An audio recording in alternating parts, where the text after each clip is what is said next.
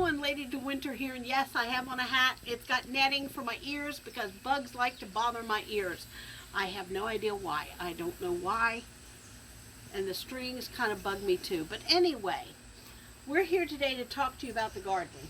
And it is flourishing. We've added some things to it. A couple of things have died and not doing too well. And then, of course, we have this.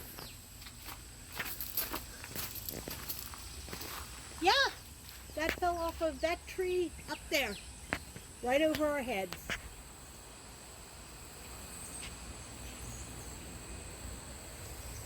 Now, a few more feet and it would have hit our cars. Yeah, so that's kind of scary. So we got that cleanup to do today. So let's get to the flower part of the garden. Now, as usual, as I've told you before, it's been way too hot to do anything in this garden, and the garden is not doing well because of the heat. So that's the zinnias, and those are vincas, they're called, vincas. And the buzzsaw you hear is more trees being taken down.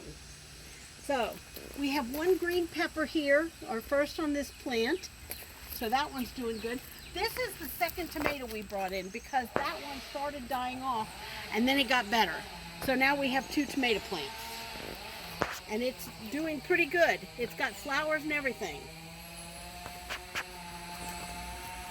Here we have the little pepper plant before with the 1 pepper. It's not doing too great. It's given us 1 pepper so far and that's it. But it's a purple sweet pepper.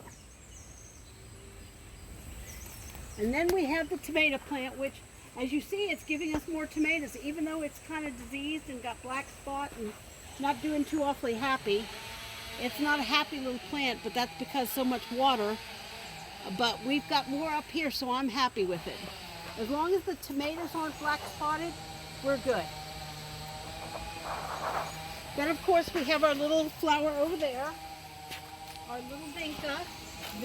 I'm not sure what they're called, but they're pretty. Now, weirdly enough, this zinnia is doing great. That zinnia is doing just lovely, and I don't know why it's doing better than the other ones. Maybe because it went down into the ground. I don't know. But look at our little volunteer. Our volunteer marigold. Isn't he adorable? He just grew. And then we have these guys. This is a tick seed. It looks like it's died off, but it looks like we're getting more flowers, so that's a good thing. These need to be pulled off and dumped back into the plant, like so, and I just haven't gotten to it because it's just too hot.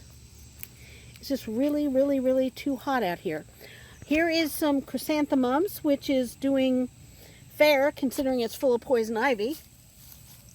And then we've got some more zinnias here, which is dying and not dying. I'm not sure which. We've got another volunteer calendula over there.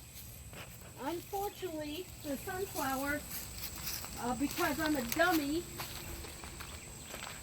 and didn't get them any kind of a trellis, they're kind of all over the place. But they're dropping seeds, and I hope next year we're going to have a whole bunch of sunflowers over here. This is all set up for the fall garden. This is all going to be set up. It's going to go under stuff. Now, these weeds over here are starting to overtake this little plant.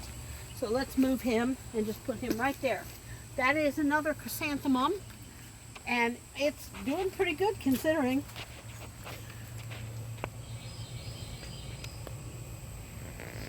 The rose bush is not doing so hot. The heat and all has just really kicked its butt.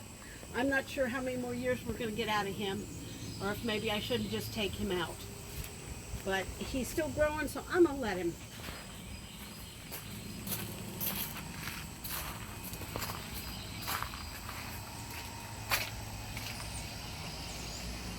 Now we have added to the memorial garden.